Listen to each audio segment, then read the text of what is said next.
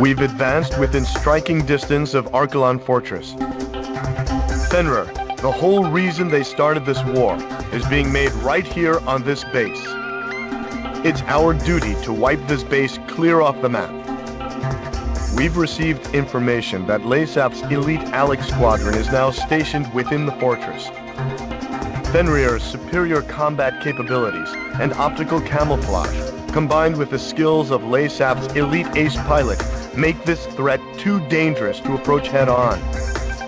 Disabling the optical camouflage is our only chance for success. A Laysap scientist we apprehended at the facility on Cobalt Cave has informed us that, due to Fenrir's compact size, it must rely on microwaves emitted from the nearby base's electrical transmitter to power its optical camouflage. The same forces that fought alongside us at Cobalt Cave will make sure the gate to the electrical transmitter is opened. If you succeed in destroying the facility, you should be able to handle Fenrir just like any other fighter. We don't have much time to pull this off, so make sure you're there when the gate is opened. Sir, we've succeeded in freeing Aurelia.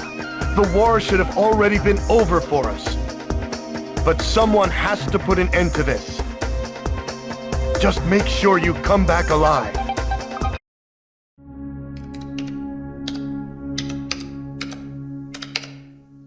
As I wrote down the words that would reveal the truth to the world, I couldn't help but feel uneasy. It said that the only true winners in any war are those who achieve what they intended. Diego Navarro had left Aurelia's capital in defeat, yet his goal of increasing arms exports had been achieved. It seemed as though he may be the true victor in this war.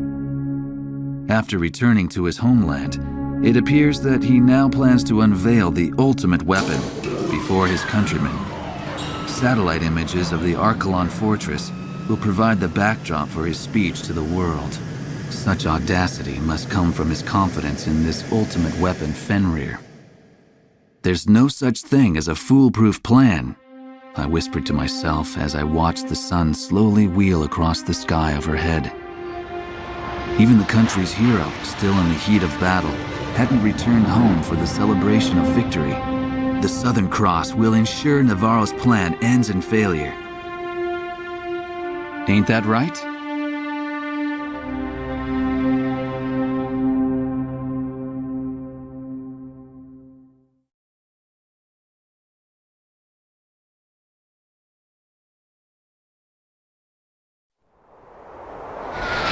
To all aircraft, this is likely to be our final sortie. Unlike you, fighting on the front lines, I stay behind and watch the battle through my monitor.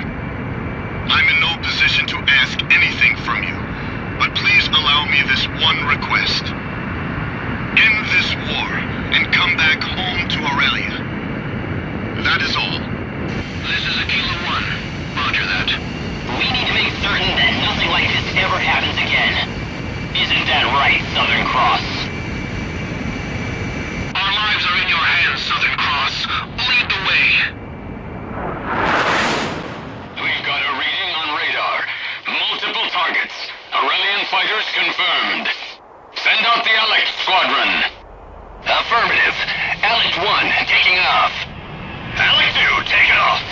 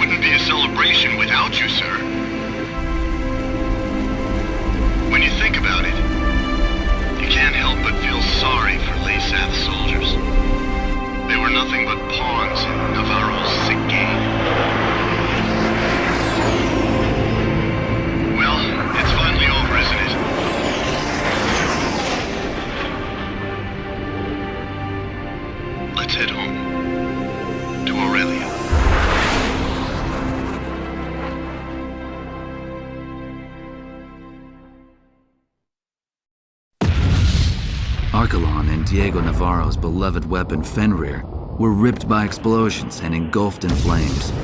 While these images flashed on the screen, the eyes of the press watched as the enraged citizens of Lesath stormed in on commanding officer Diego Navarro. When the rage of the thousands had finally subsided, it is said that there was nothing left but the shattered remains of Fenrir. It's ironic that the stage for the unveiling of his greatest triumph would be his ultimate undoing. When it was all over, I tried to get an interview with the Southern Cross, only to find that he had already returned to Cape Aubrey. He said he's never really liked hot weather. Eugene Solano, the young radio operator, answered sheepishly. Peace had returned to Griswold, and it was now covered in the colors of the Christmas season. I went ahead and bought myself a figure of Santa, the kind that I could only find here. Albert, I thought you couldn't stand the Southern Hemisphere. A fellow reporter said to me as he saw the Santa figure, a memento of this Southern Hemisphere of backward seasons. I like the design, I said as I embarrassingly showed it to him. It bore the emblem of the Southern Cross.